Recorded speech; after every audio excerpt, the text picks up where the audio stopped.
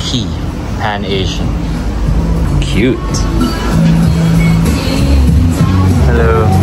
Hi. Oh, wow. Very nice. Hello. Kumusta? Ang ganda naman. Kayo may-ari? Wow. Laging ko po si Mark. Sige, sige. Grabe. So it's just a four-seater? Yes. Mostly takeaway? Or Yeah, mostly we have doing the reservation in this summer. uh-huh. On the winter, we are not doing the reservation. The evening, most of the people are sitting outside now. Oh, really? Okay. How long have you guys been open? It's 5 months. 5 months. Wow.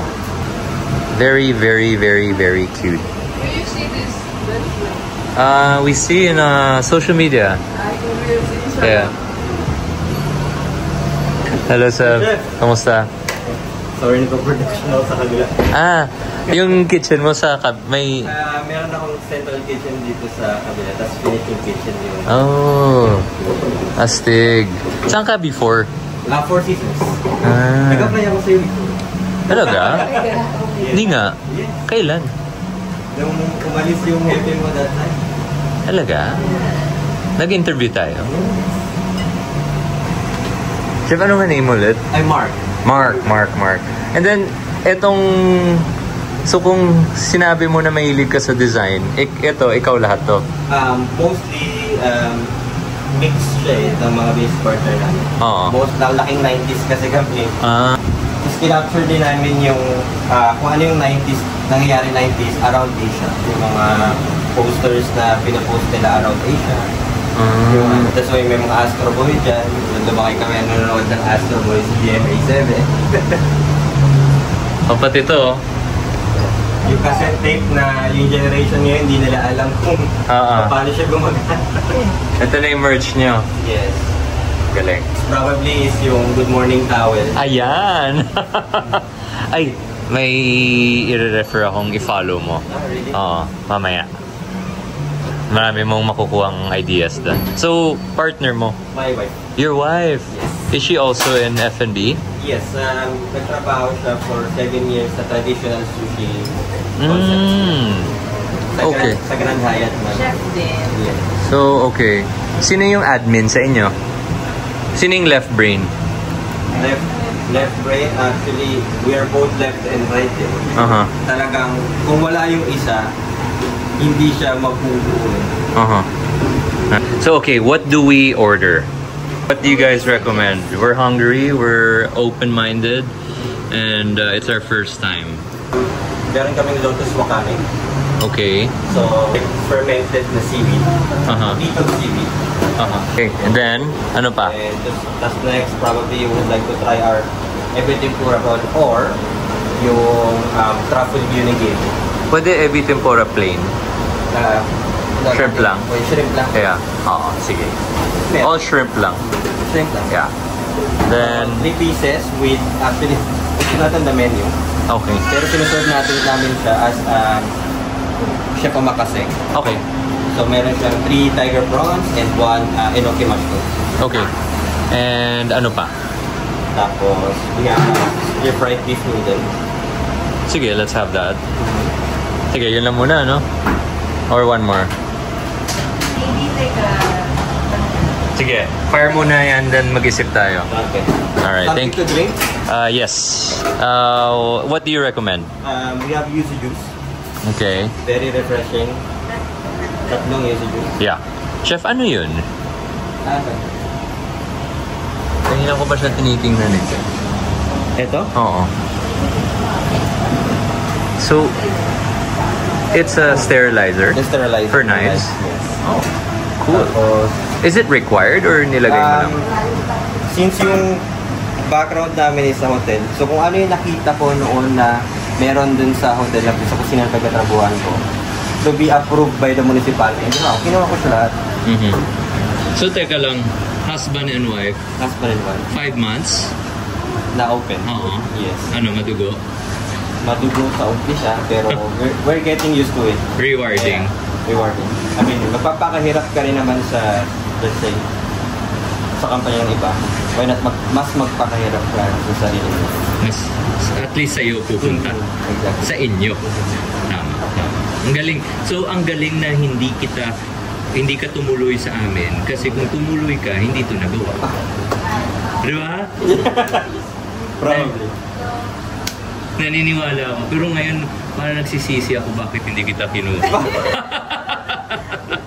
Hindi, totoo. Kasi yung nagawa mo, ang ganda. Parang, actually, wala akong plano mag-vlog. And then, nung nakita ko yung labas, sabi ko, uy, para may kwento to ah. So, tapos pagpasok mo, the moment pagpasok mo, ramdam mo yung energy. Nakita ko yung energy mo. I mean, na-feel ko yung vibe mo. And then sabi ko, uy, parang may something ah. Ayan. Kasi gusto rin namin ilagay yung Asian street food vibe sa UAE, in which I believe na wala sila masyadong ganun. Yes. Dahil nga sa mainit. Yes. So wala sila talaga yung as in street food na street food katulad ng meron tayo sa Pinas, sa mga street ng Singapore, sa mga alley ng Vietnam. And walang lahat big companies. So wala masyadong soul. Diba? Yes. And it's kabaliktaran. It's so full of soul. And I think that always wins. Sabi ko nga kanina sa isang broker, kasi sabi ko, you know, brother, let's just do it first and money will follow. Yes. Versus transactional, mabilis yung pera. Sabi ko, I believe money should be earned. And it's not, I don't believe in easy money or fast money. Kasi mabilis rin mawala eh. Yes. Right? I-prioritize yung guest experience. Tanggihan talaga namin. Gusto lang upo sa labas. Ma'am, madam, mainit po. Hindi po kayo mag-enjoy. So, we required na mag-book na lang kayo at least para safe kayo na nasa loob kayo ng kusina. Galing. At saka, forget the revenue. Basta masaya yung guest, masaya na kami. Okay, I'll let you guys be, and we shall try your creations. Hello, buddy. What? Do you wanna try too? Lucky 3? Okay. You know, I still remember, Camille. I still remember the number of our landline at home. 24411.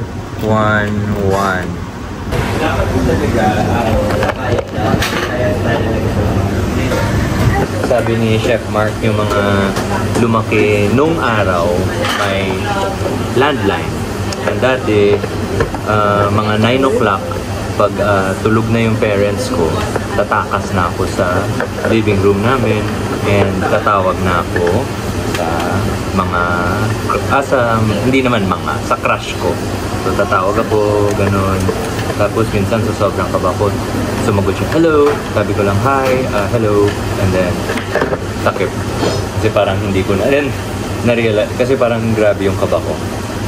Kasi wala lang, na-intimidate ako sa kanya. And then, tumawag ulit ako. Sabi ko, ay sorry, na puto lang. Tapos, hi, kamusta si Jit? Ganun, blah blah blah. Anyway, yun lang yung naalala ko sa landline. What's your name? Golma. Huh? Golma. Where are you from? I'm from Nepal. Nepal. Alright. Okay, are you ready to eat? What's this? This is the beef noodles. Uy, grabe naman. So, Tempura, Mina can't eat that. sorry. Nakalimutan ko. At nakalimutan din yata ni Mina na allergic siya sa hipon. Kumain na siya? Kinain niya? Ito. Oh. Nag-inom ka na ng gamot? Wala, andun sa... Ay, kunin ko? Mamaya na sir, andun na. Saan yun na po? Wow, pinaprint mo pa to? Yes. Galing. Pinapersonal ito. Ako guys, talaga alam nyo naman, yung test ko talaga sa... I'm always in search for like good tempura.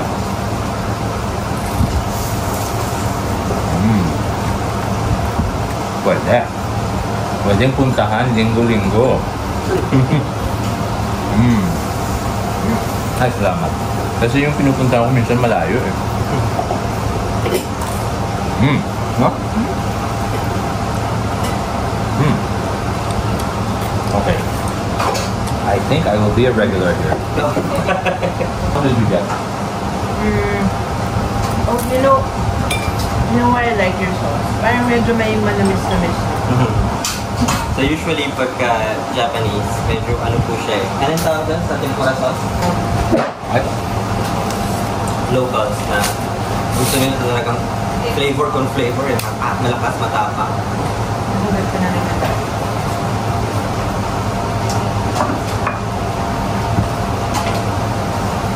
I'm gonna try that. I'll get you some noodles.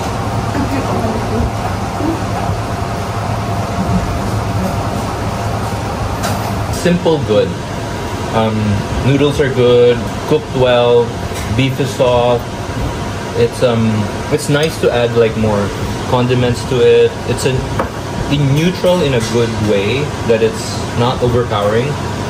You get to taste everything, all the ingredients. You get to taste, but hindi siya yung parang pagkagat mo, boom, ganun. It builds up, right? And then I think sometimes when you taste something, you'll say, the first subo, kala mo matabang, di ba? Pero as you continue, doon na siya pumapasok yung well, tuloy-tuloy. Same with eating chicken inasal. Yung kay Joel Torre na chicken inasal, ganun. Sa pangatlong kagat, o pang-apat na kagat siya sumasarap. Actually, kung sa cocktails pa, try to. Ito. Alam mo bakit? Mauubos ko to. At hindi na naman kasya yung mga damit ko. At sasabihin na naman ng asawa ko, babe, kailangan mo na mag-gym. And sasabihin na naman ni Mina, Ma'am, si Sir parang lumalaki yan. Kaka-post mo lang chef ng ano eh, nasa may motor ka. Sabi mo babalik yung ka na. Kaya pinost ko yan eh. Para wala nang takas. Kasi, Pero parang hindi pa kita nakikita sa gym, so... Oy, kahapon nasa gym ako. Kanina, nakapang-gym outfit na ako. Hindi na ako nakaalis ng toilet. Nakaupo pa rin ako. Isang oras na. Buisit. The reason why pinost ko yun, actually tagal na yan, di ba? Sobrang tagal na. At nasa archives ko lang siya, yung photo na yan. And parang wala akong guts to post it kasi parang grabe naman, post ka. Ganyan. Pero nung sinabihan ako naman ng mismo naming nani na ay, si Sarah ay lumulobo, lumalaki ma'am. Doon ako parang na-affect talaga ako. Isang kagandahan rin na when you eat here is good vibes mga tao dito.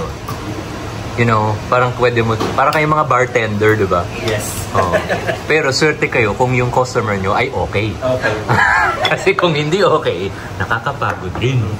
Most of their customer base are locals, Emirates. So we have more guests na nanggagaling po from Abu Dhabi and Sharjah. And Ajman. Because, how do they know about you guys? Meron po kasing nag-post na May nag-post na isa. It just takes one local to inform all of them na the place exists. Right. And they trust them more than the influencers, to be honest. Correct. Yeah. Actually, kasi they say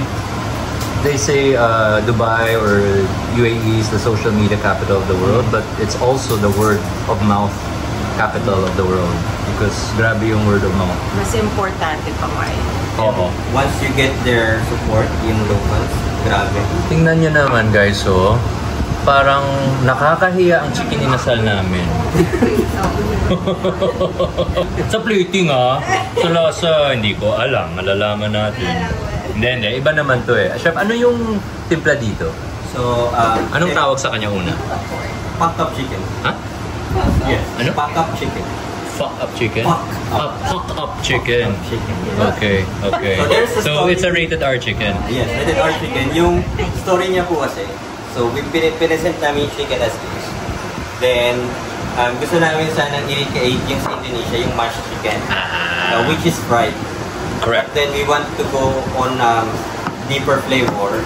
Kaya nag-decide kami na grill na lang. Tapos while we are mashing the chicken, bigla siya nagsalita. Now it's fucked up. And narinig ko yung sa business partner. That's it. Yan yung pangalan ng dish. What's the flavor profile? It's sweet, salty, savory because of the teriyaki. And the sauce is tangy. Tangy, acidic, spicy, salty. Okay, sige. Mina, kamusta ang noodles? Sarap. Gusto ka mag-hi sa nanay mo? Sabi mag-host. Hello, Nay! Nay! Oh? Nay, manood ka na daw ng iba, wag lang daw puro si Mina. No, kasi ilang beses niya pinapanood yung video mo? Well, paulit-ulit. Hindi na nanonood ng news. Nanood ka naman ng iba. Okay. Ladies first. Kaya ako... Share mo naman kami. Chef, pwede mo daw ikat? Hindi kasi titirahin ko to eh. Hindi, promise guys. 10 minutes lang kami from here. Actually, nung dinaanan nga namin to one time, nagbiro kami. Sarap siguro pumuesto dyan, ano? Then, pero hindi kami pumasok. Then, yun, nakita na lang. Yan yung nakita ko sa social media. May nag-post eh. Pusa-pusa. Oo, sino na nga nag-post? Smash chicken nga. Yes, smash. That's cool. Pwede ba gawin sa inasal yan? Probably.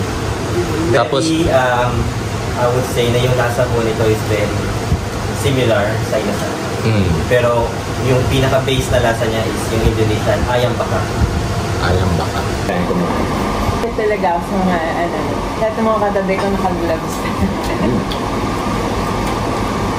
It's very good. So may konting, alam mo yung kusinero Pinoy.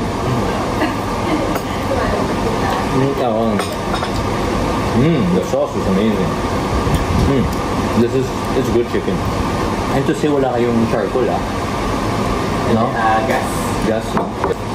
May kanin rin kayo. Yes. Garlic rice. Ano nga? May garlic rice lang.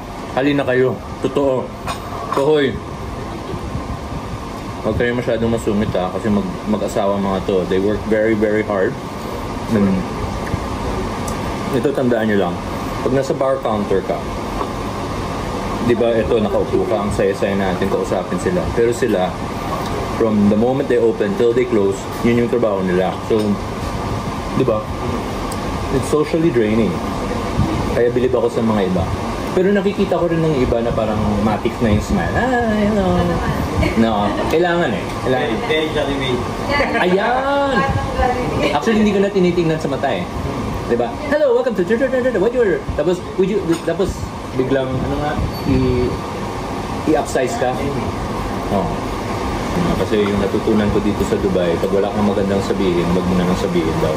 Hindi katulad sa kultura natin na alam mo, si ganito nadapa. To be here is nice. So thank you. Thank you. You actually made our day. No, it's a good day. It's a good day. Siya yung nagsabi, punta natin yung La Key. And by the way, lastly, tell them that we need to reserve. That they need to reserve. Before you come, just book us table. Call? Just call us. Yeah. Because why? Because they only have 3 seats inside. If you can see. Winter is coming. They have 3 seats inside. They have this. They have this. So it's important to book. Because if not, you might leave a 1-star, and that's not nice. What I'm trying to say here is that some people, they go to the restaurant and it's full, they can't sit, and they just leave a 1-star. Come on, guys. Don't do that. So tawag lang kayo. Yan. Hanapin nyo lang si Mark and si Mary.